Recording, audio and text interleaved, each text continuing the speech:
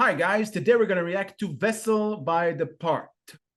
First time reaction. This is a lyrics visualizer and a buy me a coffee request from PeterG. First time requester. Thank you, Peter. Much appreciated. Thank you, Peter. We appreciate the support.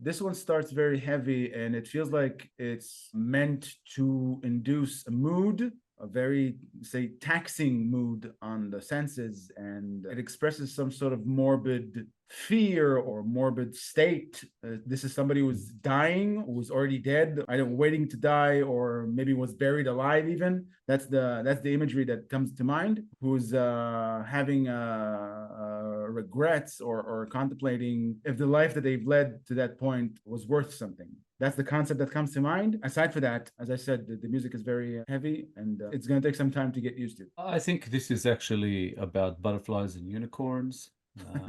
With a little bit of bubblegum thrown in. What you're describing, I got that as imagery, but not as meaning. You know, the whole song feels like you're looking up from a coffin as the dirt is being dropped on you. Yeah. You know what I mean? It's that's the imagery that I got. Yeah, Tuesday. Yeah. But as far as meaning, it feels like this first verse, I guess. It seems to be talking about hopelessness and desperation. To me, immediately I went to associate this with some kind of depression, where you're feeling basically like you're, you know, down in a hole, you're facing this as adversity of some kind, and that's where that sort of absence of light that it describes even in the first line, you know, there's no light here. My hands are raised looking for something, you know, it's almost like they're reaching through the dark. And then it talks about how it's taxing, as you put it, physically, shoulders aching and shuddering beneath the weight, silence ringing in my ears, deafening like a lull of a final breath. So they're kind of comparing that to dying, but I don't know if it's actually talking about dying. And all of that is drowning out someone's voice that feels like it's referring to some kind of spiritual voice, like God or some kind of savior or something that they sort of believe in and are looking to for help. And again, at that sort of final line of that verse, I can't feel you here. I am not enough, mere dust of earth and breath of God. So basically kind of saying I'm nothing. and it's very, very dark. It kicks off like from 0 to 100 in a split second. It just starts there. It starts at 100. No build up, and it stays there, and it keeps that up. So you're right. I think it's meant to be kind of taxing on the listener to put us in that mind frame, and it's very effective in doing that.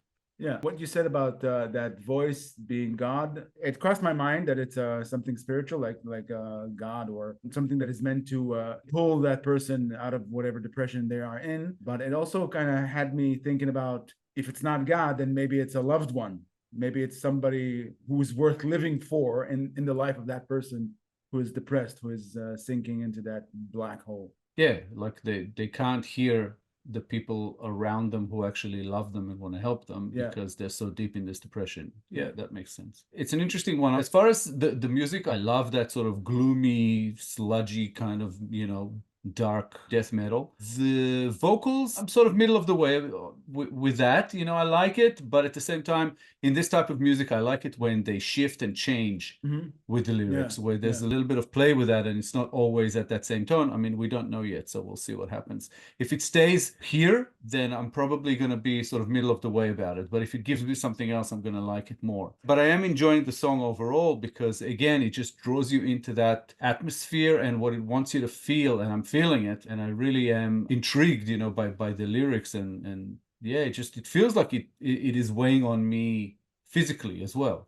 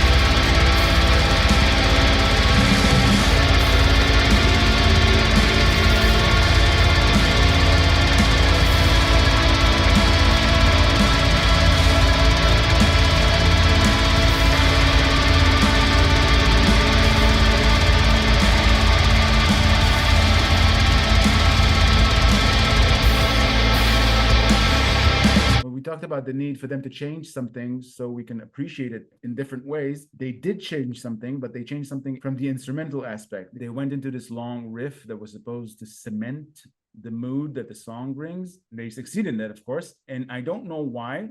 It had me think about the song Echoes by Pink Floyd. They also have those elements there. They're different worlds, they're worlds apart, but that riff, that long section where they went into that every drum sequence and that river of black feeling that grabs you, that's what it had me thinking about. And meaning wise, it feels like, going back to the lyrics, it feels like this person who is sinking into his own depression, whatever spiritual or maybe loved one in their life is there to show them the light. It brings them solace in their decline towards that black hole, but they are still in decline. And I think that instrumental section is describing that. Yeah, that section was intense. Ever since it hit that line when it isolated the word strain, it said weary from the strain, and it just isolated that and went sort of elongated the word. All I could think about was pain. Mm-hmm. And then wash me over, wash me over. So basically this plea for some help, some relief, something was really, really intense. Like it was very, very effective to the point where I felt my pulse rise and I could actually feel a bit of sort of like pressure in my chest. I was like, wow, it's like something like in the pit of your stomach. It's just like, this is really good because it's really working. So whatever it is that they're trying to do, they've really worked out a way to create that world for the listener where you're just totally immersed in the words and the sound and the meaning of it all. Whether you fully understand it or not is a different story, but you do get that feeling. And to me, it's still on that place where let's call it the character, the narrator, is just in a very, very bad place and can't find a way out. And this sort of middle section, I guess we can call it, is just basically showing how they are overwhelmed by it all and cannot in any way see a way out of it. It's just incredible how effective it is. It had me thinking about, well, even the title of the song, Vessel, had me thinking about maybe this doesn't stem from some sort of mental disorder. Maybe this stems from an actual physical turmoil, an actual physical disease, because they say the strain on their vessel, the strain on their body. Maybe something's broken, something's rotten, something is dying. They themselves are physically dying, and that's what's burdening their psyche, and that's the decline. Maybe that's why they can't break free from it. That's what I said before. Like I said, some kind of adversity, whatever it is, it could be an illness, it could be whatever. And it works for any and all of those, because again, it's that sort of effect that it has on the character that just can't see a way out of it. It's so dark.